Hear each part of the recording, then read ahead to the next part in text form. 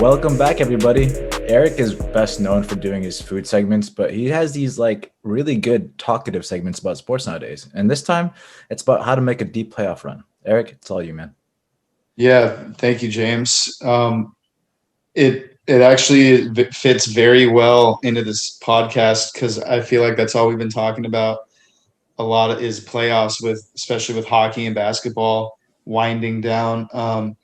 But I'm leading it just like how I did my last segment where James is our football guy, so that I'm going to start it right off about the NFL with James. Many people say that you need luck in NFL just to even like make it to the playoffs, let alone, winning playoff games. Do you think that's true?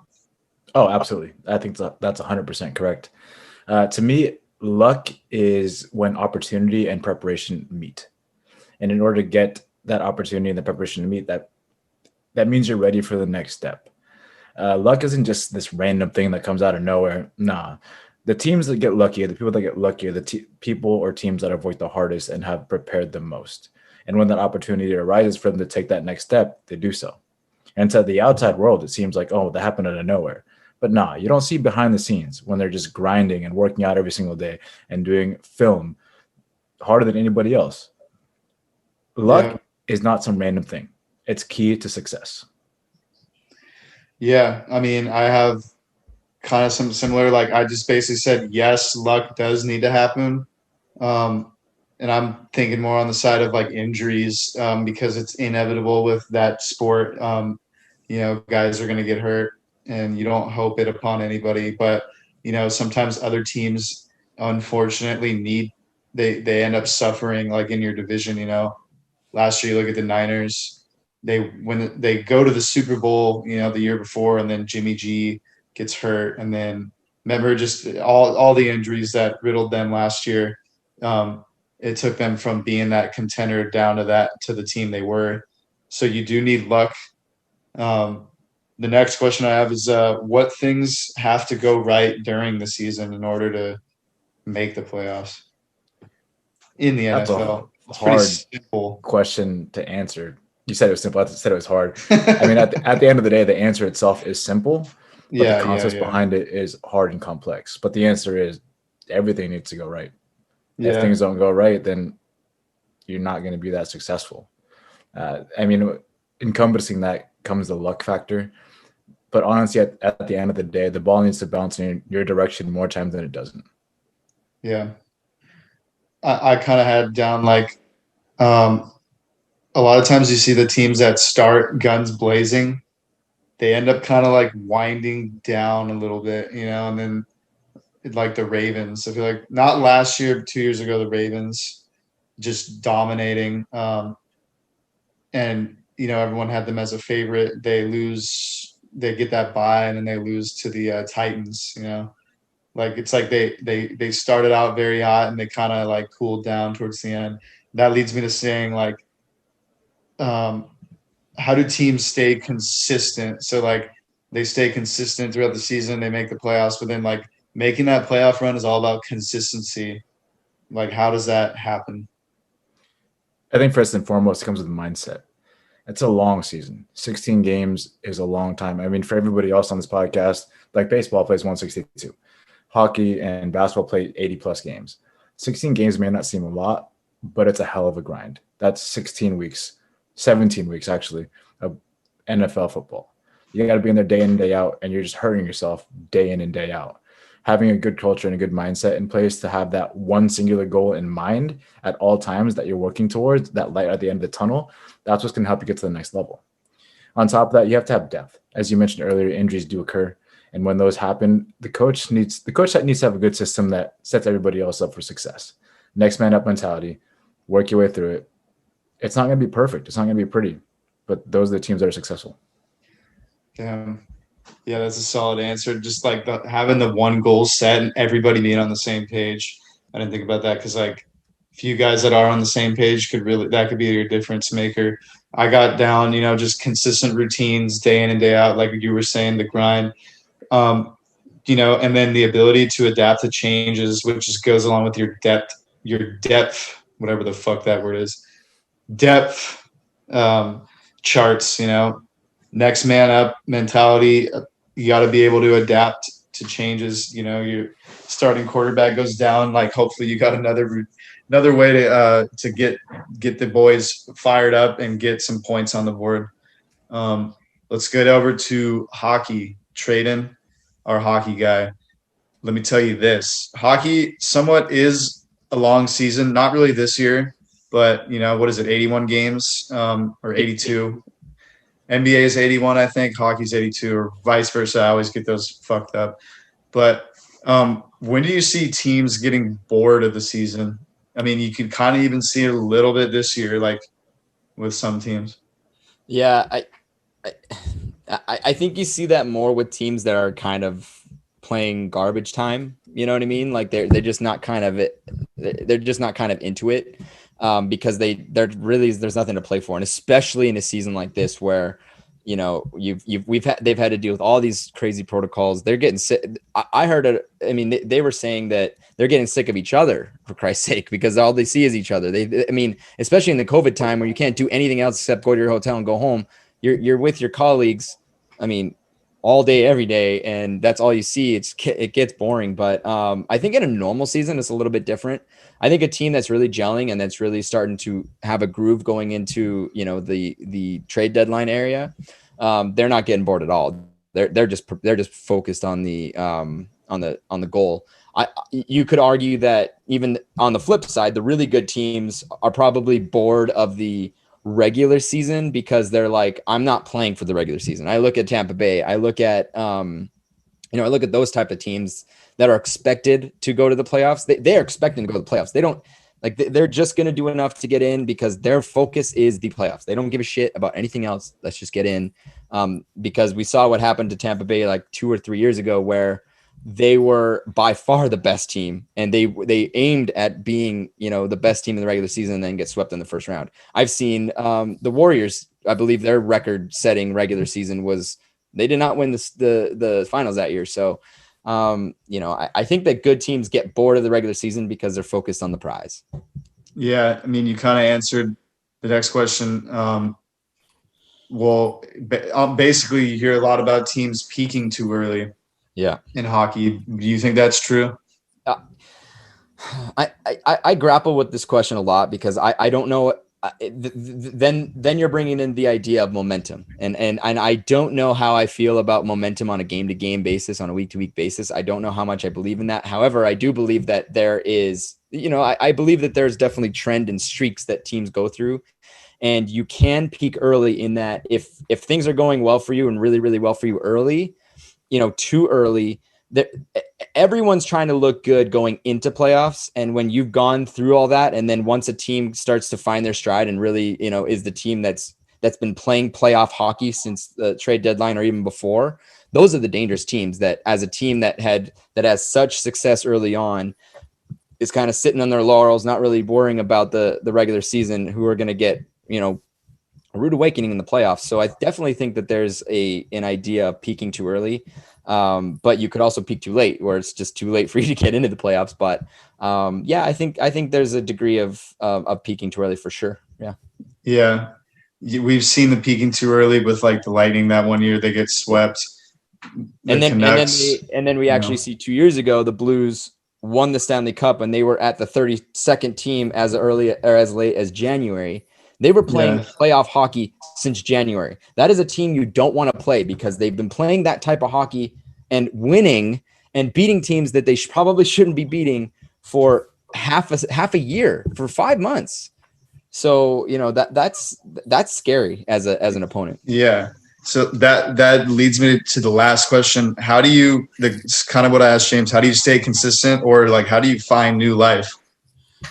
Oh, look, I think that a team, and I guess this is going to kind of circle back to what I've already said. A team that is doing very well and that's not facing adversity, I think, is in trouble. I think that a team that does not have some sort of losing streak or a time where they're not winning, 3 games in a row or 4 games in a row, they're losing a couple games here and there. They're just not finding that consistency. you having to be able to adapt to that. And it's a little bit harder in NFL because there's only 17 games now. There were 16 games, 17 games now. It's tough to lose 2 games in a row because it really hurts you. But in the NHL, losing, 2 or 3 games in a row or having some inconsistency and being able to find a way to, okay, guys, settle down. We're okay, fixing it, and then going back onto your, winning streak. That is a team that shows to me that you're able to handle adversity.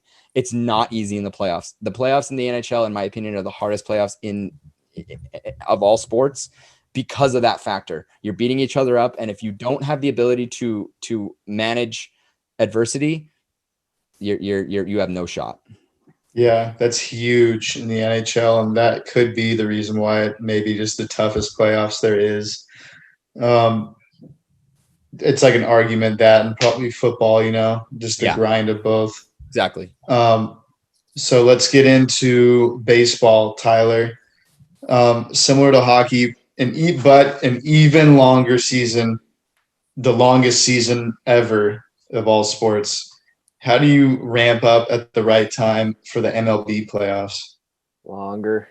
Yeah, it really is making sure everything is good to go come October. Obviously, you have to play well enough to be in that position.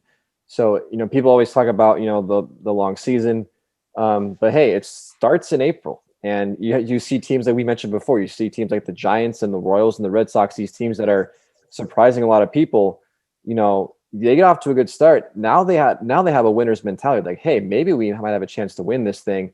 And getting off to a start like that could propel you come September when, you're in a playoff hunt, to play well. Sometimes when you have that underdog mentality, that kind of helps you because you're battling all season long because no one expects you to win. Versus on the flip side, when you're a team like a Dodgers, everyone is expecting you to win games, and they've gone through this streak right now where they've lost, I think, 8 of 11 games, and everyone's freaking out. When it's like pretty much every team does that, throughout at least once during a season. But because the Dodgers and because we're not in first place, and everyone's freaking out, right? So it's really a matter of being able to mentally balance the good and the bad, the highs and the lows, and just try and stay as consistent as possible through a 162 game season. Much easier said than done.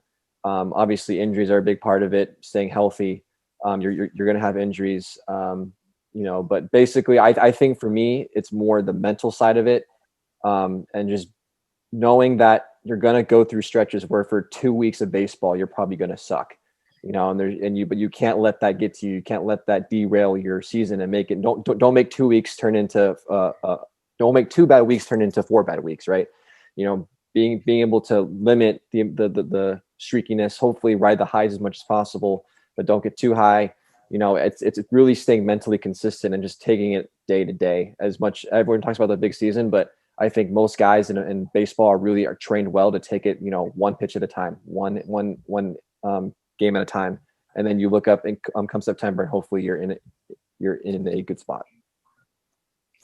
Yeah, consistency is key. It sounds like patience is a big thing you're preaching there. No. I don't know if I could ever play a whole fucking baseball season. I don't know if I'd have the patience. A lot of games.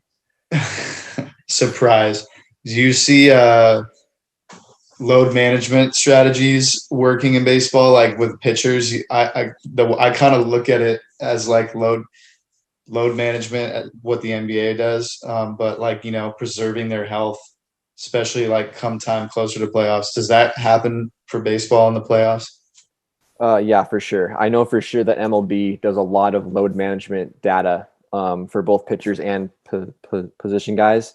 There's a lot of research coming in the last few years of how that affects you come October, because you've already played 162 games, and then you're playing high leverage baseball games.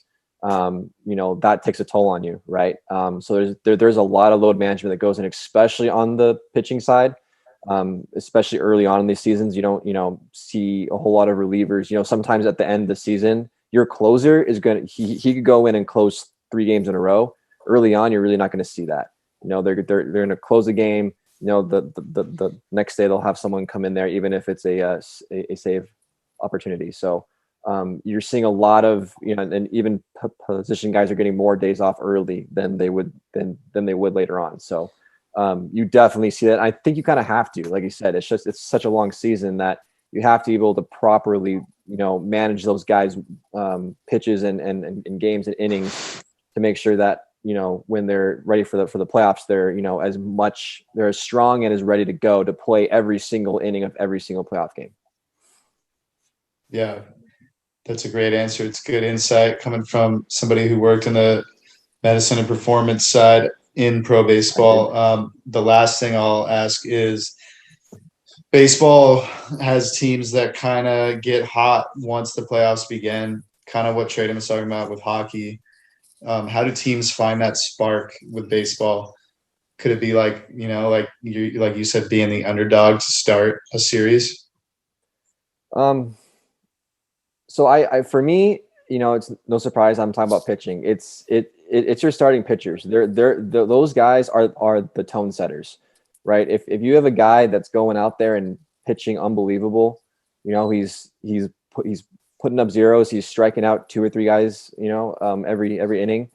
That gives the whole team so much confidence. It starts with your starting pitching. It's so important. A lot of people talk about, especially in the postseason, they talk about how important the bullpen is, which it is. It's, there's a lot of games that come down to the final 3 innings and you need bullpen arms that are going to come in and shut it down. But it starts with your starting pitcher, your guy, your ace, as many guys you can go out there that are going to go out there and they're going to compete for as long as they possibly can and keep your team in it, because offense is going to come and go. It's going to go through cold streaks.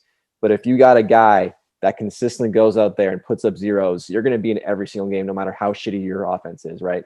And all it takes sometimes is one swing to get your team back in it. So for me, I think the spark plugs of the team, for any team, it's your starting pitcher, whoever it is that day, whether it's a Clayton Kershaw or whether it's, your guy that just got called up from AAA. That guy that comes in and starts that game and puts up zeros and just shoves it, that's the guy who's going to spark your team every time. Yeah, that's a good point. Because it could be, maybe your like third go-to option for pitching, but if that guy can lead you off starting hot, then the whole team should follow that little spark. Let's get into our last sport, last but not least, Alex, our NBA guy. And we all know this, the NBA has the parity. Usually you're able to predict the finals in the off season. Once all the trades and shit go down, usually, and the signings, it's easier to tell who you can expect in the finals. So let's just get right into it. Who do you expect this? Do you agree? And who would you expect this year? Usually, yes. So, we talked about it last year. We all pretty much expected it was going to be one of the LA teams in Milwaukee. We were wrong. One of the LA teams did make it. Milwaukee faltered. A couple of years ago, last decade, the Warriors were coming out of the West. There was really not a question about it. And whatever LeBron-led team was coming out of the East, that was it. That was the deal. That's how the NBA worked. During our early years, it was the Kobe's Lakers or Duncan Spurs coming out of the West, most likely. That was pretty much it. The East was kind of a crapshoot. This year, couldn't fucking tell you. No idea. I think there's a legitimate chance that 9 separate teams could win the championship this year. Traden mentioned it in our NBA segment. I think there's 3 in the East that realistically have a shot. A team could surprise us, but it's probably one of those going to be one of those big 3. And in the West, it could be any one of those. I think the teams that are in the top 6 right now.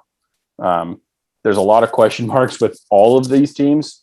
If I had to choose, I said after the Clippers got Rondo that I think they're the team to beat with the Lakers injuries. So I'm going to go Clippers, 76ers, Doc, LA. That'd be sick. That's going to be my. Yeah, I think you're right about this year seems to be the first year in a while that nobody can really predict who's going to be in the finals. It's actually a good thing finally for the NBA. to have something different and some people not really knowing what to expect. In your vision, like we talk load management with Tyler and the pitchers, you see it a lot in the NBA too. Do you think it has a role in the playoffs? Oh, 100%. I mean, load management and that phrase came from the NBA. And if you look at the 2019 Toronto Raptors, Kawhi load managed the whole season because he saved his legs and then went on an epic postseason run and carried a team that realistically probably was not in a real contention to win the championship and shock the world. So 100%, in which it's why, and load management can come in two different ways, on purpose or on accident. I mean, I know I go back to this all the time, but look at the Lakers. Their two stars have not played a lot recently.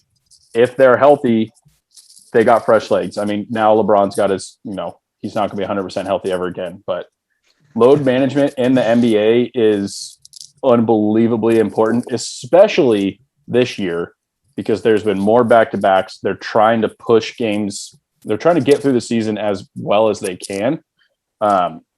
So yeah, load management is, I mean, it's coined in the NBA. It's what they do. I personally don't like it. I want to see the stars play. You're not load managing Marc Gasol, who plays 12 minutes a night anyway. Like especially now, tickets are fucking expensive. I want to see Kawhi Leonard play. I don't want to see Joe Schmo number 15 off the bench. So yeah, load management, whoever did that the best over the season, going to have a really good shot. Yeah, I agree with everything you just said there. That's a good point too. You see it mainly only with the superstars. So I think the NBA, doesn't like that factor because people will pay a bunch of money and then they go see Joe Schmo and Larry Moe fucking, passing the ball around, losing by 20 to the Sac Kings or something. But you kind of answered my question I was going to say like underdog teams finding ways to create a run. It was a good point you said with the Raptors and Kawhi. No one really expected that. They got also some luck with injuries along the way against other teams they're playing. The last question I'll ask you is, this is something we kind of talked about in your segment. Like, when do teams chalk it up and call the season, and when do teams begin to either rest or ramp up knowing they're going to have a playoff run? Yeah, I mean, it's this year, I'd say it's tougher than normal to kind of predict how teams are going to do that. Last year, the Lakers were firmly the number one seed. And, we've talked about in my segment, both East and West, the number one seeds are either tied or a half game apart. So it kind of depends on, I feel like, for each team and their specific circumstance. Like, if you're the Suns, you're pretty, other than Chris Paul, you're pretty young. Keep playing those guys, keep them fresh. This is going to be their first playoff run. Other than Chris Paul, like, none of those guys have ever made the playoffs before. If you're Brooklyn, on the other hand, you've had a lot of injuries. KD has been in and out of the lineup all year. James Harden is still not back. Kyrie's been in and out of the lineup all year. Blake Griffin is not the player he used to be. Those guys, I mean, as much as, and Traden said it, the Brooklyn can probably get away with not being the one seed. Philly feels like the team that needs it more. Rest those guys. They've got playoff experience. They know what they're doing. For the teams that are in the bottom half of the brackets that are not going to make it, play your young guys. I mean, we saw OKC shut down Al Horford because they were terrible. And they're like, you're not the future. Play the young guys. I think in the NBA, though, other than this year, there's usually like 3 or 4 teams that could realistically win it. I mean, if you're one of those teams that's fighting to be that 8 seed, keep pushing, because any playoff experience in the NBA is incredibly important.